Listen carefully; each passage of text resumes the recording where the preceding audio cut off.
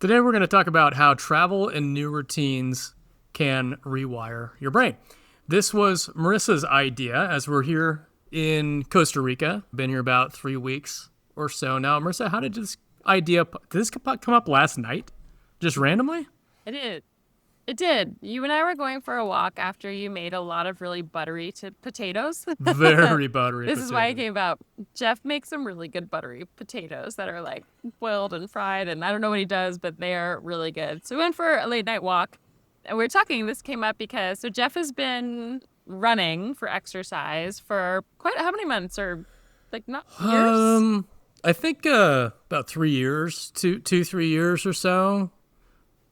Yeah, as one of your primary forms of exercise in addition to pickleball. And since we've been here in Costa Rica, there is not really a place to go running unless you're on a treadmill. So the beach is not really great for running. Everywhere else is either some really hilly roads, it's really hot, or there's hiking trails. But Jeff was saying if you run on the trails, you got to be a special type of person to do that. Most of us are just going to fall and trip over some roots. So in light of that, Jeff has not been able to run the past 3 weeks, and he started hiking. And as we were walking last night, he told me, you said, I think I'm going to go, when I get back home to California, I looked it up. There's hiking trails, right out my backyard. Basically, I'm going to stop running. Well, I say you said you were going to stop running and start hiking instead. And you had also been researching all the benefits of hiking and why it was so much better for you and your body, especially at this moment in time compared to running. And so I said, wouldn't it be so fun to talk about all the different ways that during our travels have changed, whether it's our routine, something we've been doing that we stopped, or even just something new that we've picked up that we would never have thought to try or do or change, simply because you get in these ruts, you get in these routines. I feel like rut has a negative connotation, but even just normal routines, your running felt good. You thought that was a great thing, right?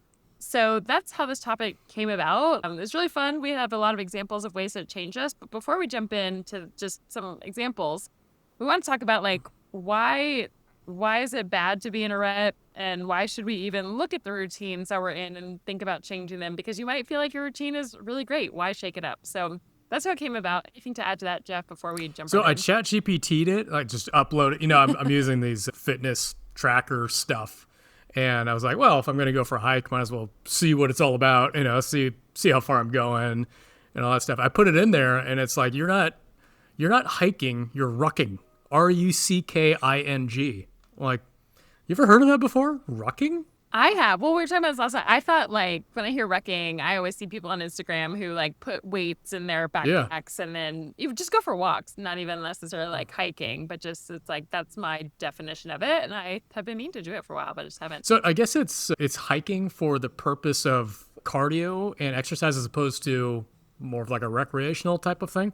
So you're going for speed, and it can include weights. And I kind of did it on accident. I just loaded up. Well, I didn't do it on accident. I did it on purpose. Actually, I was downstairs, and I'm okay, I'm loading up water. I'm I wonder what other shit I can put in my backpack. So you purposely were trying so I to grabbed get a couple giant mangoes and my speaker. You did. And yeah, I'm okay, so let's throw 10 pounds in this thing and see what happens. And yeah, so apparently, if you go rucking, you can get these backpacks that have weights in them. They're just attached to your back. And it's supposed to be pretty good for you. It's supposed to do all kinds of great health benefits. And it's right in my backyard. So I'm all, a little easier on my old man arthritis. Why the hell not? You've been complaining of your knees hurting, but you just kept on running for so long. So we've got. Had it not been for traveling, I would have never even thought to go out there and do some hiking. But I mean, can you think of something that's any more evolutionarily tailored to exercise for humans than walking long distances and walking up across non-paved roads and and dirt roads? Probably not. It's probably the original nomad. The original nomad. Change the name. The original nomad. Getting vitamin D, getting air, grounding, all that good stuff. It's great. There's so much. So that's the background. We love to share why we choose episodes the way we do sometimes. So that's the background of this, and it really just reminded us of there's been so many times throughout our travels. So if you're listening to this, you might already be a traveler and you're going to nod along and be oh my gosh, maybe you have been doing this. Or if you are looking for a remote job and are going to, hopefully start traveling one day, we wanted to share how beneficial this can be. So like as you get going, you can have a lot to look forward to as you get out of your own routines. But it's important us to talk about like the why behind it all, how travel actually does it, why it does it, why we don't do it if we don't travel. We'll give you some examples and talk about the benefits of it. So anything else, Jeff? No, let's jump right in. Okay, so can you break it down for us, Jeff, of like, if you think about just even yourself at home and you are a traveler, right? Of like your, quote, routine or rut for the last year is running, or anyone who's listening who maybe thinks they have a great routine or just in a routine, right? Like, why do we stay as humans in the routines that we do? Like, why, if someone's just home living in the same location for 5 years, why is someone listening maybe like going to new activities, doing new things, changing it up, trying something new? It's mostly biological. It's a lot more biological than people think. People think, oh, maybe I haven't had the courage to do it. I want to do it, but I'm scared to do it. And that's true, but they also think that it's me not taking the step, and I'm not being brave enough. But a lot of it's tied to your brain just trying to keep itself to survive. So the first thing is your brain's like prime directive is to keep you alive and safe rather than keep you happy. So, I mean, what happens is your brain gets dialed into what's safe because it keeps you protected. So anything that's unpredictable, new things, right? Travel is very unpredictable because it's new to you. Anything that's new and novel to you is a potential threat to you. So your brain kind of can have a bit of resistance to that.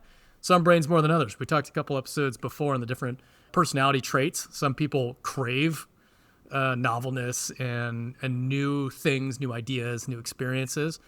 But at its core, the brain is trying to protect itself. So protecting you against doing something new technically keeps it safe, but it also builds that rut that you're talking about. Love it. So any other reasons there, or does that mainly there's a bunch of them, and again, they're all pretty much biological. The second one is you've got this habit loop, right? So when you repeat a pattern over and over again, your brain will just kind of default to it because it doesn't need to do any brain power. It's almost like muscle memory. You walk in the house, you know where the light switch is and all that kind of stuff. This really serves a good use for us because if we were constantly having to evaluate every little aspect of life, your brain would be overloaded. There'd be so much fucking data that you would just, you would implode. So you have to have some sort of efficiency thing going on, and that's where habits come into play, right? And habits, for that reason, take a long time to build. Like it's something, 60 days of repetitive? It's like 2 months, 2 months worth of building the same pattern to rewire a new one or fix an old pattern. But basically you're creating that so your brain's a little bit more efficient. And when you're doing something outside of the norm, that is the opposite of efficient. You don't know what's going to happen, and you're using all of your brain power. You get to a brand new airport, don't know where to go, don't know where customs is, don't know where to check in your bag. This is all brand new information. And if you're running on that all day long, your brain's really tired, right? So it's going to naturally try to protect against that, even though sometimes it probably shouldn't. And a really good example of this being a bad thing is you get this, it's like a dopamine, called a dopamine and comfort addiction type of thing. Same reason why somebody will habitually go home and throw on Netflix, because you get that known drip of dopamine. I mean, same reason people open up Instagram, right? They need that dopamine hit. It's known, it's right there, so they can tap into that anytime that they want. However, that's a little bit more uncertain when you're doing something new. You don't know if you're going to get that payoff or not, right? So you sign up to go do some brand new activity, some new travel or something. You might not get that hit. And I think that dopamine wiring thing it's got to be one of the hardest things in the world to break. This is the reason why people get addictions to food, addictions to cigarettes, and drugs, and some people even get... It's like the known certain good, even if it's harmful to... And this could be a threat to that. Traveling, trying something new. It's like, oh, I might lose that for the day. You know what I mean? So yeah, I like what you're saying of the unknown of it, right? It's like you might travel and have the absolute best time of your life, but it's unknown. And you also might travel and something horrible could happen, or it's going to be terrible. You don't like where you go. And so your brain's like, no, there's a chance that it can be bad. stay here, do the safe thing, do the routines that you know. Yeah, exactly. I mean, it keeps you safe, keeps your dopamine hits coming regularly. You're not using too much brain power. Junkies, dopamine junkies. Yeah, you're not using too much dopamine, or you're not using too much brain power on a daily basis. You're just, really efficient at doing the things that you like to do very, very safely. Yeah. And it's fun to see that, like, we'll talk about travel and, like, what it actually does, like, while you're there. But I like that even the examples, like, as you go back home, it might be as simple as, like, going for a hike instead of running. But that was just not even in your radar. It wasn't, like, your brain wasn't even going to let you go explore new things. It was just, like, running is good. We know this works. We get the dopamine. Like, keep on going. So it just keeps you, when I say, again, I think we think of rut as a bad word. But even if it's a good-ish rut, it keeps you in the same rut, the same routine, the same things, and it's like you're on autopilot and don't even realize what could be good. Is there anything else before I want to reorder this a little bit? I'll tell you why, but is there anything else in this first part before we move on to the next part of, like, why this part of the brain, or like why we stay in these ruts or routines? Yeah, there's one more science-based thing, and it's basically creating these habits, which you would say habit in a positive way. You would say rut in a negative way. But your habits are kind of like they're like highways, like the more you do it, the better you get at doing it. Playing a sport would be a good example. Running, right? The more you run, the easier it gets for you. When you are trying to do something brand new, it's a little uncomfortable for you. It's kind of awkward. Doesn't really feel good. Like a lot of times when you're trying to learn something new, like learning a new language, it feels really uncomfortable. And your brain will naturally, subconsciously, your brain is going to resist doing things that are that uncomfortable and that taxing on it. So, I mean, you have so many things going against you just in your biology. That's not just you. So a lot of people just blame themselves. I don't have the discipline, yada, yada, yada. It is kind of your brain trying to overprotect you. So it's just a matter of overcoming this biological imperative to just keep you safe, efficient, dopamine flowing. Yeah, that's about it on that. So before we talk about how travel can get you out of that, I think it's important first to talk about, like, why should we change, right? So you talked about why your brain and your body want to kind of, like, keep you safe, keep you in the same routines and ruts, whether it's good or bad. What is the purpose of doing something new? Like, why should we try the uncertain things that might go wrong? What if somebody's listening to this and, like, if you're listening, you might be thinking, like, I think, you think your routine's pretty good. Like, everything's going great. Just keep on keeping on. Like, get your same 6 a.m., 7 a.m., 10 a.m., breakfast, lunch, dinner, your exercise. Like, it's working, right? So for someone who even maybe is feeling good in their routine, not even in a negative rut, why, Jeff, should someone think about changing anything and getting out of that routine? Well, there's a lot of benefits to it. It's kind of weird because it's your body's trying to protect you and make you feel safe and efficient, but it can overdo it. It's kind of like an allergy, right? Like your body's immune system can overreact a little bit and actually doesn't help you too much in certain instances, because when you challenge yourself to do uncomfortable things, and I think rewiring your brain into a new habit is a pretty good example of that. Challenging it through travel is a good example of that. You're shaking things up and you're forcing it to think in new ways. And, we're talking about neuroplasticity. So it's actually your brain now has to, because of the challenge, create a new pathway in order to make the new thing actually happen, right? So this new problem solving recruits different parts of your brain that you didn't have to use before. And all of a sudden now you've got different parts of your brain communicating that didn't used to communicate in the past. So I think there's a lot of, maybe you know better than I do, I think there's a lot of research into neuroplasticity and how it keeps the brain young. And I think it's meant to prevent some forms of dementia, Alzheimer's. I think I'd have to pull up the research on that. But all I've ever heard is neuroplasticity is pretty good for keeping your brain as fresh as possible. Yeah. So I want to read, just while you're doing that, for if you're listening and you've never heard the word neuroplasticity, or maybe you've heard it thrown around and don't know what it is, I just wanted to give a quick Google definition of it, and then we'll talk about some more of it.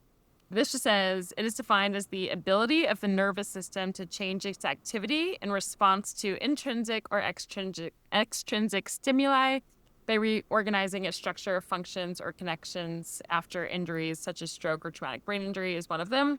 Also, it just says like the ability of the brain to form and reorganize synaptic connections, especially in response to learning or experience following an injury. So think about it as kind of like your brain forming new pathways, your brain repairing itself if something's gone wrong as well. So as Jeff said, there's like so many benefits when it comes to helping you have better memory, more creativity. It helps with anti-aging, emotional resilience. You mentioned identity expansion earlier when you and I were talking, Jeff.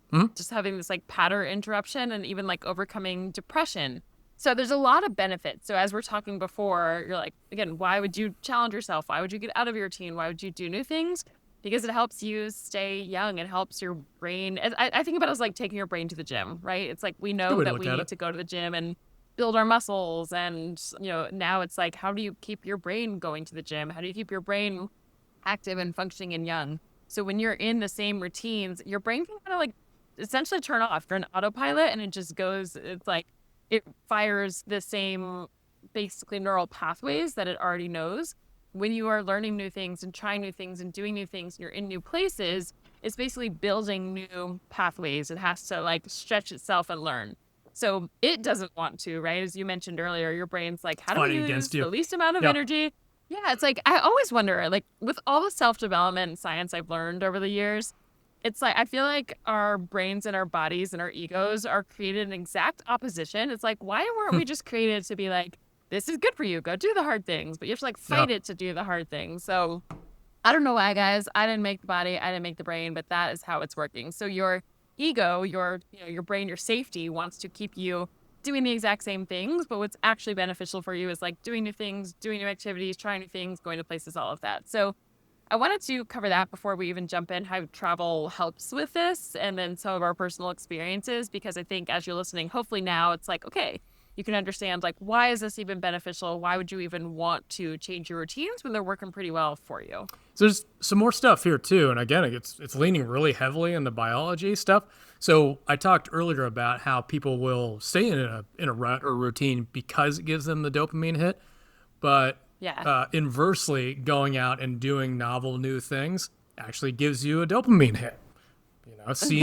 Seeing something brand new, you get that butterfly feelings like, oh my God, this is so amazing. This is a dream, this dream come true type of situation. It gives you a dopamine hit. So seeing and experiencing new things can break you out of that loop. It can break your, depression, burnout cycles, things like that. It can be really, really rejuvenating.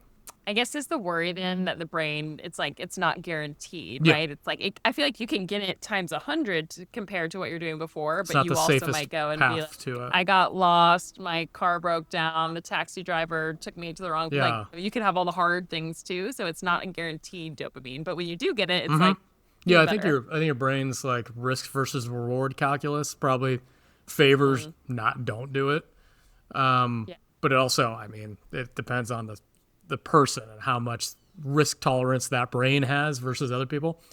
We all know people that have almost zero risk tolerance, And some people who are all the risk all the time. Yeah, exactly. All the risk all the time. Their amygdala is like the size of a peanut.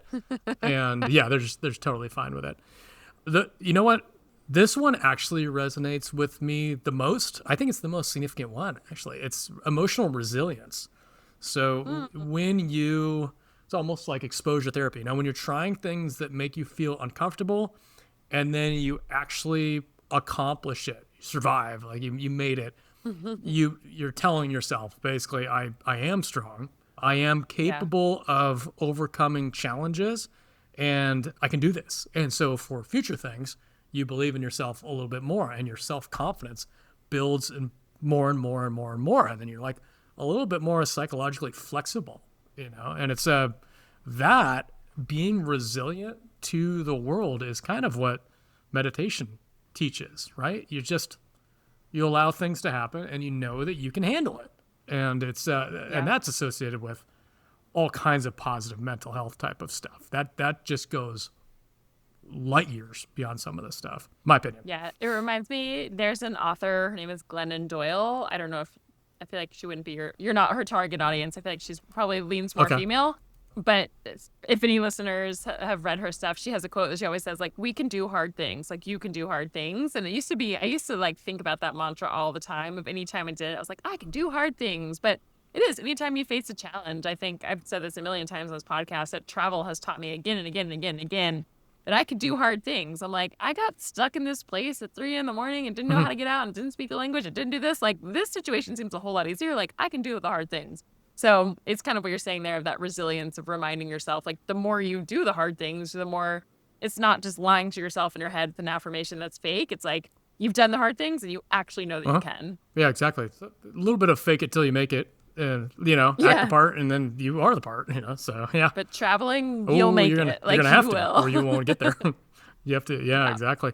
Another thing is identity expansion. I think we're going to talk on this quite a bit. So doing these new things as you're traveling, you encounter so many new things, kind of stretches who you think you are as an identity. Like, I am now somebody who plays this sport. I am now somebody who meditates every day. And like, this, you can become a little bit more fluid with who I am. I'm not just this one little narrow area in the world. You're like, I could be a lot of things, and maybe I'm moving into this area a little bit more. You're someone who can do hard things, but maybe before and you can you evolve weren't. as a person. Yeah, exactly. Yeah, exactly. Yeah. Okay, so there's just one more here that I wanted to talk about, and that's pattern interruption. So you mentioned that just briefly earlier. You can get into with these routines because they're so optimized by your body that doing something completely different, like traveling, it can completely disrupt that whole thing. Your unconscious loop is just snapped out of place by brute force. Like, you have no choice. No choice. Your comforts are gone. Your decision making is changing. You're faced with all new information and decisions to make. And it doesn't have to be something huge like that. It can just be something small, like we're talking about habits and hobbies. That can be a little bit of a pattern interruption. But when you're traveling, it's a full-blown pattern interruption. And now I do want to caution to say that this is not an escape from your problems. You could easily think, interrupt all my problems. Great. That's not the same thing, right? And it will come flooding. Can you explain why it's different? Yeah, because this is, it will change habits that you have by force. Like, you have to figure out where the new stores are, and you have to figure out where I'm going to exercise. I'm going to have to do all these new things. It's going to take up so much brain power. You're going to learn a bunch of things. But if there's something core that you are uncomfortable with inside, or you're afraid of yourself, that won't go anywhere, because this other one, you could be building new habits and new things to do that are very, very healthy. But if there's something like in your soul that you're not dealing with, there's no reason that would go away other than you got distracted from it for a little while, right? That's a deeper thing that I see that you haven't healed, right? Almost the analogy that's coming to mind as you say that, if we're talking about this, like the, what do you call it, neuroplasticity and like doing new things, kind of being like going to the gym for your brain. What you're saying there reminds me of, like, you could be going to the gym for your muscles, but if you're like still eating the same food and like causing yourself harm or having the same problems there, like going to the gym won't solve everything, but like both are important. So this is like the neuroplasticity and new routines and challenging yourself and expanding and having, new identities and new creativity and helping your brain not age doesn't replace doing the inner self work of, fears or traumas or your self-development. They're both, so this is kind of a little bit like, I feel like we talk more about that often on this podcast, less about your actual brain rewiring and neuroplasticity in this way. So as Jeff said, like, it won't make that go away, but both are equally important. I hadn't even thought about that until we started talking about it, and you could easily think. Yeah, I'm glad you called that out, because I hadn't thought about that either. Exactly. And we've seen through these articles that people have been struggling with that, thinking that travel is the answer to all of their spiritual problems. And it is very much not. No. Can help. It can be. If you face it, it can help. Can help you get there. Yeah. But it won't. It's not a magic pill. Yeah. I love it. Okay. So we've talked about why you might be staying in a rut if you are rut or routine, even if it's a good routine at home. Why it would be helpful for you to get out of it for all these reasons with neuroplasticity and all the things that come along with that. And I think we wanted to do is like the next topic of like, how can travel help you get out of that? You talked a lot about those like I think, throughout a lot of these options. I just wanted to add kind of like just the main topic, which is a lot of your routines just simply aren't an option when you leave your home. So as you kind of alluded to a lot of these, Jeff, but like, as we mentioned, Jeff likes to go running, right? So when he wakes up and he literally is in Costa Rica where there isn't really a place to go running, suddenly he is forced to choose a new routine, to choose a new activity, to choose a new hobby. Or if your breakfast that you're eating every day is not here in this country, you're like, all right, well, what can I think about? What can you eat? What can you do? What else is here? Or even just being exposed to new cultures that are like living a different way, or maybe they're a more relaxed culture and you came from a hustle and grind, or, there's like a beach where we are where people stop and watch sunset every night at 5:30 p.m. Or there's just again, different cultures, different activities, different food, different thoughts, different patterns that you, by pure force, like you don't have a choice. You must change your patterns simply because you have moved places and don't have everything available to you anymore. And sometimes it's like that we think about that in a bad way of taking things away. But also there's like new activities or hobbies or things that you wouldn't even think about that suddenly you're like, oh, I never thought about trying this or doing this, but it's here. I want to do it. Now I love it. And now I'm going to, you might take that back home with you. So to me, that's kind of just to briefly, and we'll give some examples of things that we've given of why travel literally forces you to. But do you have anything to add? No, I don't think so. I think you had some more stuff before the examples, right? Did you have something else you want to talk about? The thing we wanted to talk about with travel, so we can say that is a way that travel can get you out of your routine. The other thing that you and I were talking about before, Jeff, was there's still, if you think about travel, it doesn't solve everything because you've still got the people. The example we talked about earlier was, well, what if you just go to an all-inclusive resort for a week, right?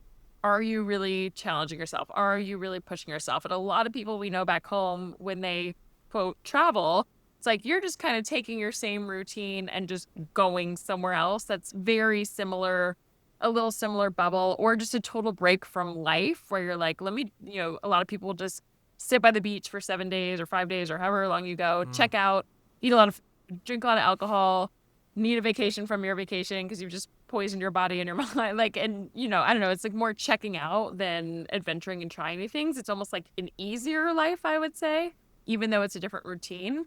So if you want to add anything to that about like the way that you and I travel, the way that a lot of our digital nomad friends or just other types of travel versus the kind of like all-inclusive or easy travel as it relates to this topic. Yeah, there's a reason why these all-inclusive resorts exist, is because it challenges none of those things that we talked about.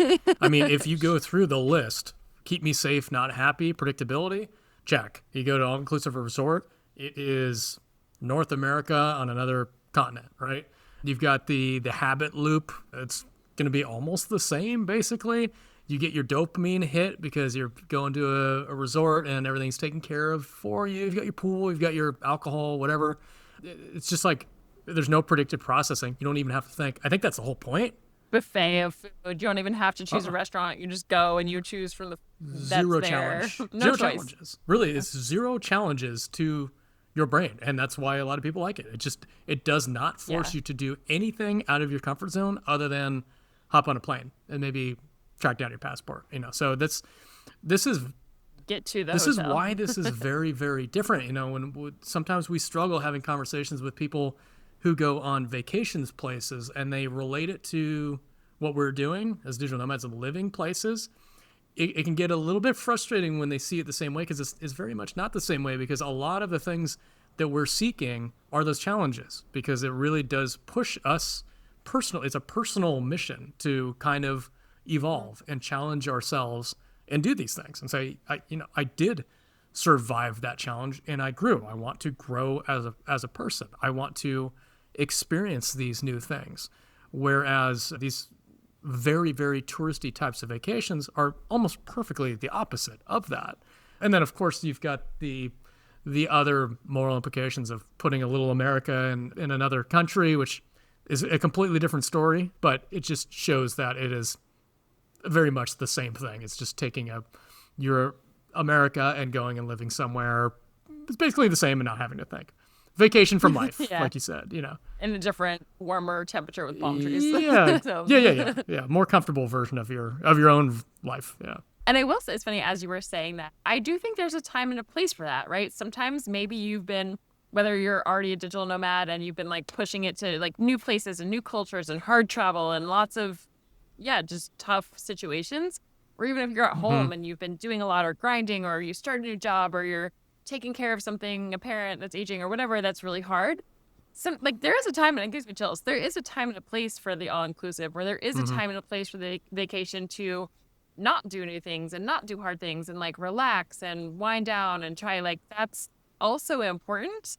It's just not what we're talking about today. And I think, like you said, it's interesting to talk to a lot of people who have only traveled in this more relaxing vacation style and do compare it to what we're doing. And I'm like, I wasn't doing that. Like it's very different. And there may be, as we talked about the personality traits a couple episodes ago, it might be that a lot of people, maybe you listening to this podcast, a lot of digital nomads, Jeff and I, it's like we seek newness and novelty. I don't know if we're wired more that way, or maybe we have just challenged like as you challenge yourself, I think of it as like a target, like the concentric rings, like you're in the middle to start. This is all that's your safety zone.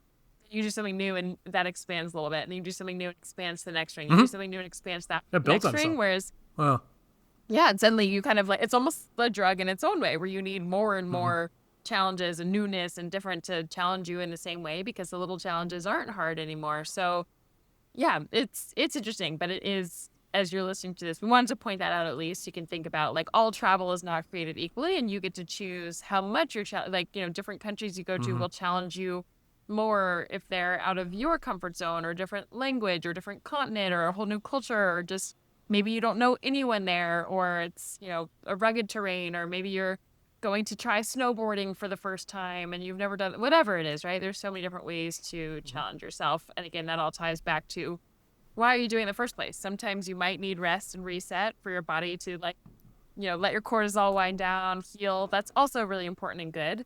And then sometimes maybe you want to travel to get that neuroplasticity to, keep on going in your body to feel younger and resilient and expand and all of that.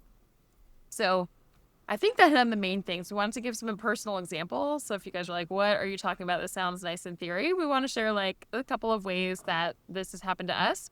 And especially we were tying this back to some of the routines and different like activities and things we've tried and actually bring home with us no matter where we are. So Jeff, we talked about for you, maybe getting out of running and doing some more hiking from what you experienced here in Costa Rica and wanting to bring that home or wherever you go. What other times have you experienced this? Running was actually a thing. I mean, I ran. Oh, that's how you started. Yeah, I started running in Serbia because my friend Allie's a runner, and she was going for, I think she was just going for a run one day, and I'm like, you know what? I used to run, and so I went on a run, and I'm like, oh, this is great. And had I just been at home, I wouldn't have done that. I would have stuck with what I was doing, because I'm just like, oh, okay, let me give this a shot. So yeah, running. And now apparently I'm going to get into hiking. I think I'm probably going to do both, but like I'm going to get into hiking. Apparently it's like all around me back in California. So like, yeah, why the hell not? Or rucking, whatever the hell I'm doing. I don't know. Throw some weights in there too. I've actually played, I don't think we talked about it. I played a ton of paddle. I played hundreds of games. I've played it all over the world. So we were talking about this earlier. Didn't even know. So where did you first learn it? How did you decide to try it wherever you were, and why did you keep going? I first learned it in Barcelona because it's absolutely everywhere in Spain. Like, it is wildly popular. There are courts all over the place. And I think I started playing it because pickleball wasn't available. I'm almost certain that's the reason, because so kind of the same way here, where you couldn't run, so you tried something new there. You couldn't play your pickleball, so you're like, I guess this other racket sport it is. Yeah, exactly. And then, turns out paddle internationally is just exploding and way more popular than pickleball. So I played it in Spain. I played it in Georgia. I played it in Cape Town, Mexico, maybe Colombia. Now here. Where else have I played? I feel like I played it almost everywhere I've traveled in most of the last 2 or 3 years. It's everywhere now. Yeah. So yeah, it's just, and it's kind of cool because now I've got a new hobby that I can play. Somebody wants to say, let's play paddle. I'm like, oh, cool. Yeah, let's play paddle, or I can teach you how to play paddle. It's kind of fun. Also, not really an activity, but after having traveled to Oaxaca so many times, mezcal as almost like a learning cultural collectors type of thing. I love going to places and learning about how they make mezcal. I've learned a ton about agave plants just randomly. Like I know a ton about agave plants now. I know a lot about like individual mezcal producers and what they're doing and how they make different types of mezcal and where to collect them and which bottles are the best. And there's no way that would have ever just randomly popped up in my life had I not been in Oaxaca like 5 years ago, So it's just, and we could create lists like this that go into the dozens of things, but I just want to give a couple examples of things that just kind of pop up as you're traveling, either as like a replacement for your habit that you don't have available anymore, or it just shows up like it's a cultural thing. It's like, oh, I want to try that. That's kind of cool. Or, somebody says they're going to go do something and you're like, yeah, why not? Let's give it a shot. And all of a sudden, it's a new part of your identity. You've got a new fun thing to share with people, and a new fun thing to focus your time on. I love it. It's interesting when we started this episode, I was thinking that all of these things would come simply from the new place that we've been in, which it often is. But as you were saying, like the example of running in Serbia, it wasn't like, oh my gosh, everybody's running in Serbia. Like, cool, I'll run too. It was you also, when you travel, surround yourself with new people. Like when you're back home, maybe you weren't around runners. And suddenly when you're there, it's like, oh, this person is doing this. Like I'm with that person. Maybe I'll try it too. And it's like they get you through that way. So it's like not always just that the place has 100%. it, but surrounding yourself with new people who are doing different things that you maybe never thought of before as well, which is cool. Yeah, 100%. I mean, just to that point, I was hanging out with my friend German Alex, who's actually been on this show, and he cooked for us a lot while I was traveling a few years back. And then I'm like, I want to cook a lot more than I do. And so I started cooking a ton at home. And this... Oh, I never knew that was why you started cooking. Just like immersed with these people that do different stuff who are traveling with me. And it's like, some things just kind of rub off on you and you just adopt it, Yeah, I love that. It does remind me of just, there's like some people who I've traveled with who, like you said, just make food from their culture more of the centerpiece of gatherings. And we're like us as America. I feel like when I'm with other friends, like, we'll just order something. I'll just like sit here and eat like 10 minutes, whatever. It's like eating just to live.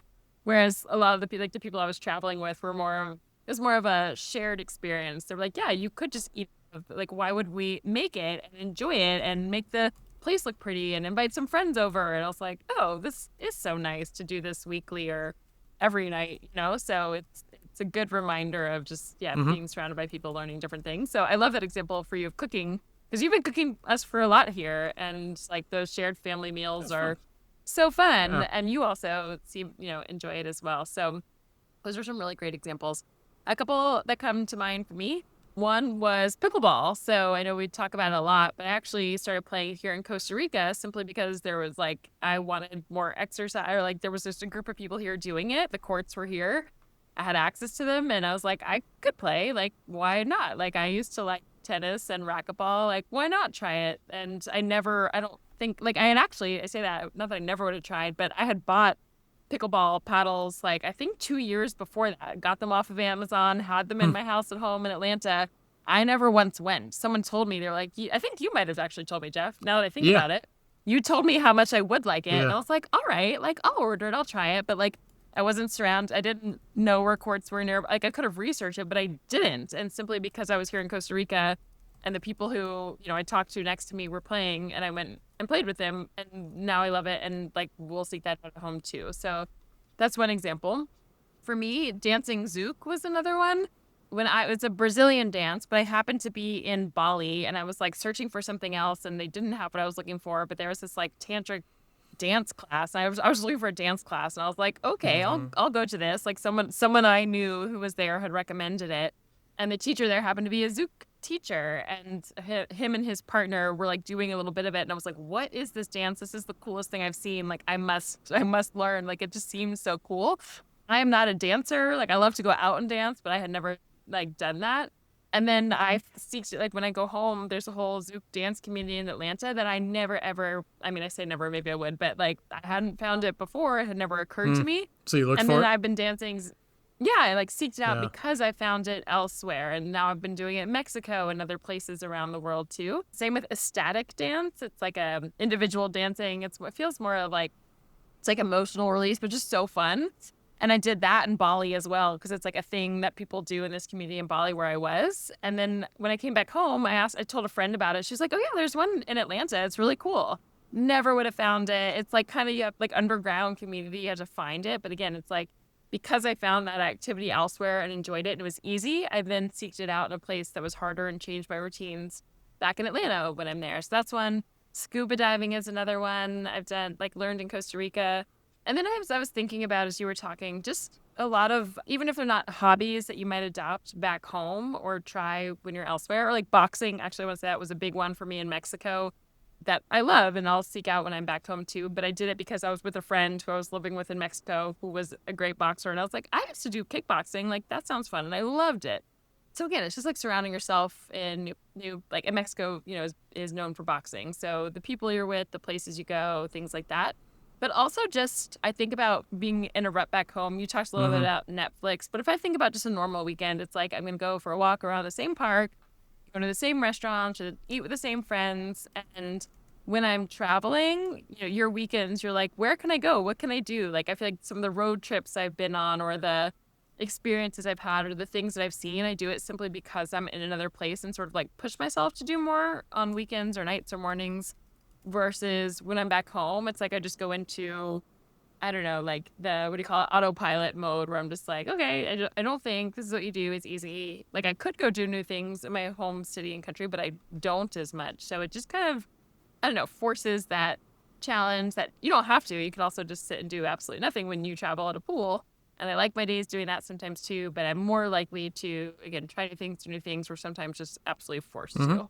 Okay, so that wraps up all the points we wanted to cover today. As you're listening to this, hopefully now you're even more excited to travel. You're ready to do the challenges that your brain will tell you are scary and that you shouldn't do, but now you know why you might want to and how travel can help you, and specifically why getting a remote job can give you the flexibility to put yourself in more of these situations, to travel more, live different places for weeks or months or years beyond just a week at an all-inclusive, even though there's a time and a place for that.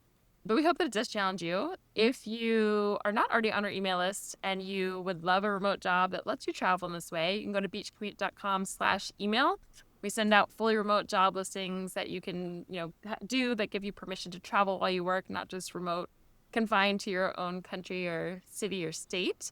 So that's everything on my end, Jeff. As you think about, as we wrap up this episode, any kind of last words of wisdom or thoughts about everything? Yeah, I would say if you do feel like you've got a rut or a habit that you want to get out of and you want to have a little bit more courage to do things, because now you know that your body's fighting against you. It's not just necessarily you don't have the strength or anything like that. There's a lot of ways to do that. You can just jump off the deep end and go travel and just force yourself to start experiencing new things. It's one way to do it. If that's a little bit much for you, remember that building a new habit can take you like 2 months or so.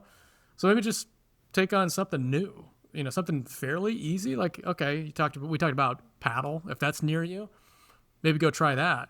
Say, all right, I'm going to go twice a week for the next 2 months and start to develop a new healthy habit. Pickleball, same thing. And that's kind of more of a lower stakes. And as we talked about, the brain's chemistry works where gains beget more gains, right? So the stronger you get at doing something out of your comfort zone, stronger you get at doing other things out of your comfort zone. It kind of snowballs a little bit, and that could eventually translate to I'm going to sell my apartment and I'm going to start traveling. It could be a lot of things like that. So it's one of this analogy, you can't jump to the top of a ladder. You have to climb the first rung, the second rung, third rung, right? And so just don't beat yourself up. A lot of people don't change their habits because they beat themselves up too much. I want to go too fast, too quickly. And really, it's just making really, really small changes, but reinforcing them over and over and over again until you get to a place where you're doing exactly what you want to do. So, yeah, I say, don't beat yourself up if you're not doing the thing you want to do. Just take smaller bites of it until you get there. Is there anything else you'd add to that? I love that.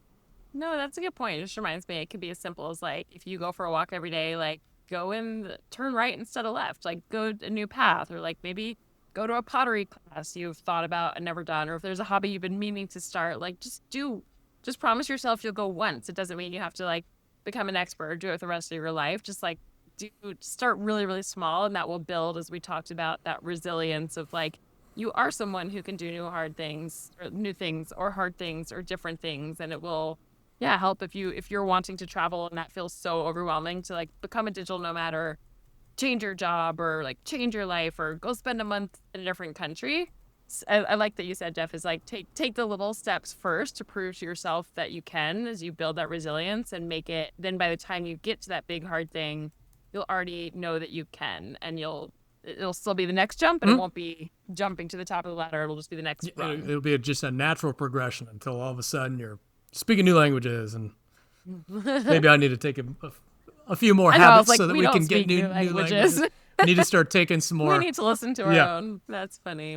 Well, with that, I think that covers everything. We hope this gives you some inspiration to either try something new. If you do listen to this episode and you try something new, or you do something you've been wanting to try for a while, or you take a leap, tell us. We love to hear from you. You can either comment if you're listening on Spotify, you can comment or send us an email, hello@beachcommute.com.